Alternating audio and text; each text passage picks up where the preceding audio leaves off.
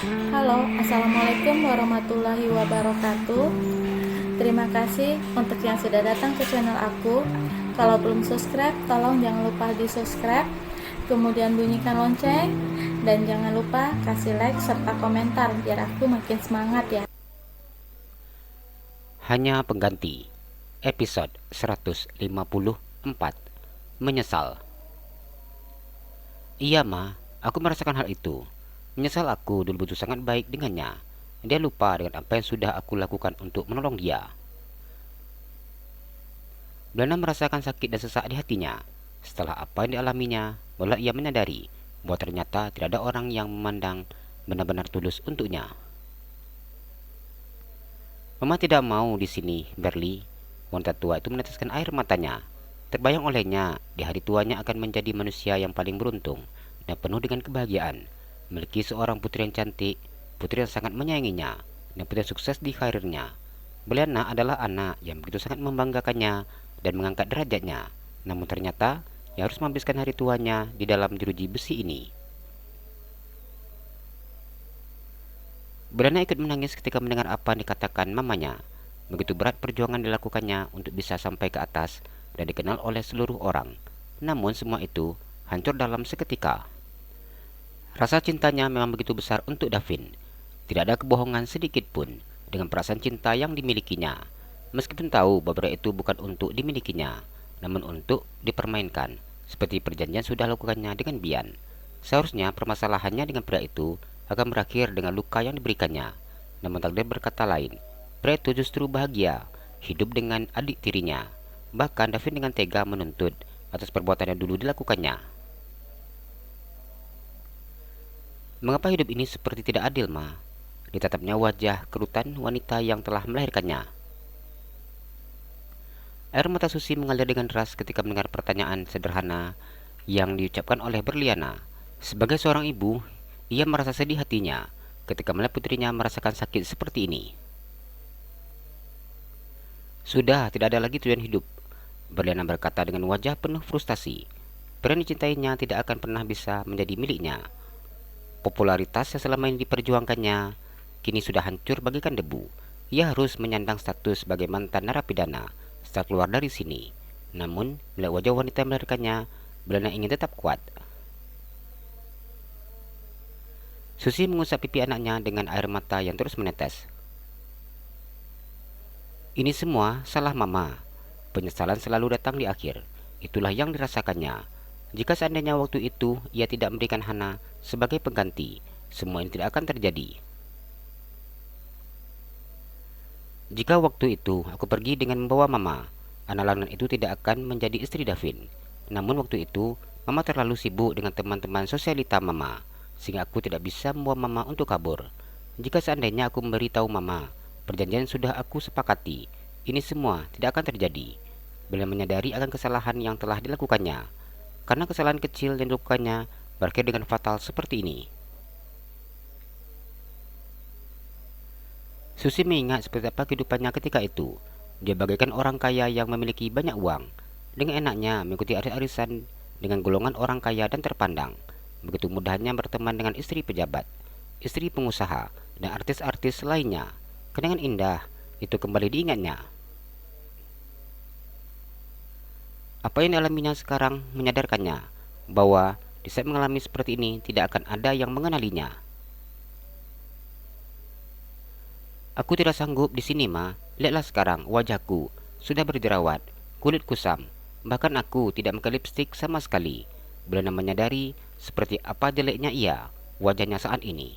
Selama dalam penjara, ia tidak memakai krim wajah yang langsung dari dokter kecantikan yang menjadi langganannya. Tidak bisa membersihkan wajah dengan toner pembersih yang kualitas nomor 1. Ia tidak bisa merawat wajahnya dengan baik, hingga jerawat kini mulai tumbuh di wajahnya. Susi diam ketika menang wajah putrinya.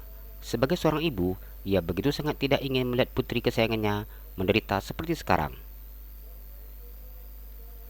Rumah itu mamanya menjual, dan mama akan di sini untuk mempertanggungjawabkan semuanya. Mama akan mengakui semuanya, dan Berli keluar dari penjara ini. Mulai lagi dari awal, kejar kesuksesan nak. Zaman sekarang tidak susah untuk bisa menjadi terkenal. Cukup buat konten dan posting ke YouTube. Berlin sudah sangat terkenal, tidak sulit untuk mencari penonton. Susi memberikan motivasi dan semangat untuk putrinya. Berliana menangis ketika mendengar ucapan mamanya. Kepalanya menggeleng pertanda tidak setuju. Aku tidak mungkin membiarkan mama di sini. Mama sudah tua, nak. Berada di sini dan berakhir di sini tidak masalah bagi mama. Kau masih muda, dalam hidup kamu masih panjang. Kamu harus bisa bangkit. Susi tersenyum dan mengusap air mata putri kesayangannya. Bagaimana mungkin aku bisa pergi dari sini, Ma? Aku tidak mungkin membiarkan mama tinggal di sini sendiri. Seperti apa kerasnya hidup di dalam penjara, sudah dirasakannya. Ia tidak mungkin bisa membiarkan mamanya sendiri di sini dan menghadapi kekerasan itu sendiri. Bila Berli di luar, Berli bisa berjuang untuk mama di sini. Mama yakin, bila nanti bisa melepaskan mama dari sini. Susi mencoba menjelaskan kepada putrinya. Bila dikatakan bersalah, sudah Susi yang bersalah. Karena menjual semua aset peninggalan suaminya termasuk harta yang ditinggalkan untuk anak tirinya. Susi tidak ingin putri kesayangannya harus menanggung penderitaan atas perbuatannya. Tapi Ma, Benang tidak mampu untuk berbicara ketika tangisnya pecah. Tidak apa-apa, nak. Yang pasti kita jangan berdua di sini. Jangan sampai kita terbenam di sini berdua. Berliana harus pergi dari sini tanpa menyandang status narapidana. Nanti Berli mulai lagi semuanya dari awal. Berli sudah sangat terkenal, tidak sulit untuk bangkit. Susi kembali menyampaikan apa yang ada dalam isi kepalanya. Berliana menangis dan bersujud di kaki mamanya. Ia mencium kaki wanita yang telah melahirkannya. Aku berjanji akan segera mengeluarkan mama dari sini. Davin tersenyum menang istrinya yang sudah merebahkan tubuh di atas tempat tidur. Apa ngantuk? Iya, semalam Hana nggak tidur. Rasa ngantuk membuat kelopak matanya terasa berat. Kenapa nggak tidur? Diusapnya kepala istrinya. Tadi malam Hana bangun jam 1 karena anak gerak. Gerak anak sudah terasa bang. Terus geraknya juga gantian. Awalnya sebelah kiri berhenti, pindah ke sebelah kanan. Kemudian sebelah kanan berhenti, pindah lagi ke sebelah kiri. Senyum mengembang di bibirnya ketika menceritakan kedua calon anak yang ada dalam kandungannya. Meskipun tidak tidur semalaman, namun tetap hatinya senang.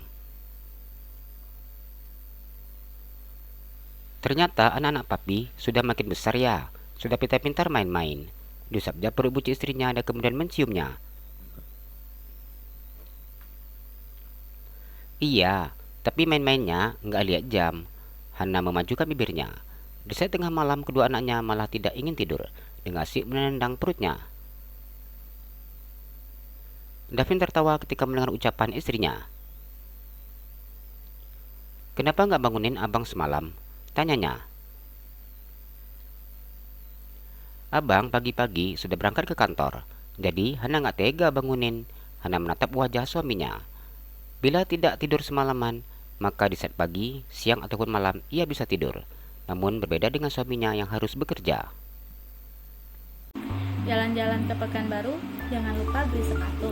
Kalau kamu suka channel aku, please subscribe aku. Terima kasih.